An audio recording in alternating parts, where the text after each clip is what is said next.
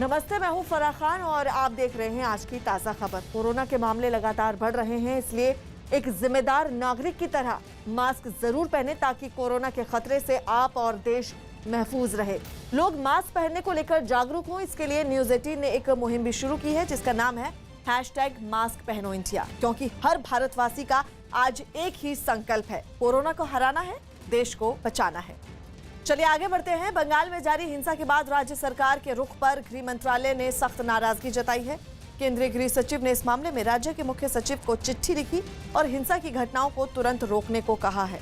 इस चिट्ठी में इस बात की नाराजगी भी जताई गई है कि मंत्रालय की तरफ से चिंता जताने के बाद भी राज्य में हिंसा थमने का नाम नहीं ले रही और जो रिपोर्ट मांगी गई वो भी अब तक नहीं भेजी गई।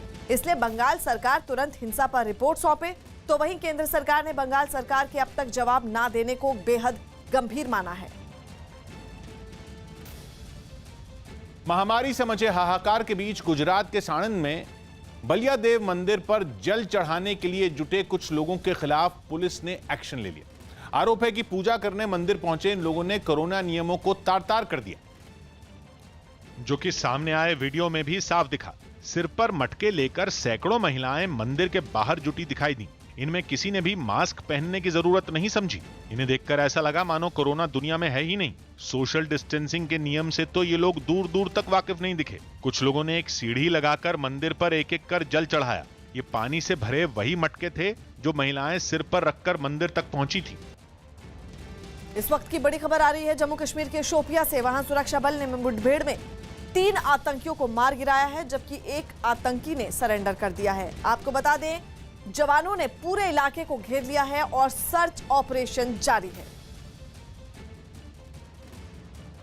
पंचायत चुनाव के नतीजों के ऐलान के बाद उत्तर प्रदेश के आजमगढ़ में 2 गांवों में हिंसा हो गई। बताया गया कि दरबारा जिला पंचायत सीट पर दोबारा वोटों की गिनती कराने की मांग पर बवाल हुआ, जिसने इतना खतरनाक रूप ले लिया कि हंगामे को शांत कराने पहुंचे पुलिस वालों पर भी गुस्साए लोगों ने हमला बोल दिया, जिसके बाद वो पुलिस वाले इन लोगों को दौड़ा कर वहां से भगाने लगे। लेकिन आरोप है कि इस बीच कुछ लोगों ने पथराव करने के साथ फायरिंग कर दी, जिसकी आवाज काफी दूर तक सुनाई भी दी। हंगामे के दौरान पुलिस की गाड़ी के शीशे भी तोड़ दिए गए। इन हालात को काबू करने के लिए पुलिस वालों को सख्ती दिखानी पड़ी। हल्का बल प्रयोग करके इन्हें खदेड़ा गया है, गिरफ्तार किया गया है। आजमगढ़ के एक दूसरे गांव में चुनावी रंजिश ने पूर्व प्रधान के परिवार के एक सदस्य की सांसें छीन ली। वहां हाल ही में चुने गए ग्राम प्रधान के कुछ समर्थकों ने पूर्व प्रधान के घर पर धावा बोल दिया। 100 की संख्या में लेकर उधर से हथियार उतर आए, तुरंत मेरे घर पर तुरंत फायर शुरू कर दिया। इस हमले में एक महिला की मौत हो गई, जबकि 2 लोग बुरी तरह जख्मी हो गए, जिन्हें गंभीर हालत में इलाज के लिए अस्पताल ले जाया गया। बंगाल में तीसरी बार शपथ लेने के बाद ममता बनर्जी सरकार ने बड़ा फैसला लिया है। वहां 27 IPS अधिकारियों के तबादले कर दिए गए हैं और बड़ी बात यह है कि विवेक सहाय को फिर से मुख्यमंत्री यानी ममता बनर्जी की सिक्योरिटी का डायरेक्टर बनाया गया है, जिनको चुनाव आयोग ने नंदीग्राम में ममता बनर्जी पर हुए हमले के आरोपों के बाद इस पद से हटा दिया था। बंगाल हिंसा से भड़के केंद्रीय मंत्री गिरिराज सिंह ने ममता सरकार पर जोरदार हमला बोला। उन्होंने ममता बनर्जी की तुलना उत्तर कोरिया के शासक से कर दी। जो ममता बनर्जी के नेतृत्व वाली TMC है, आज किम जोंग की पार्टी बन गई। सवाल है लोकतंत्र बचेगा कि नहीं।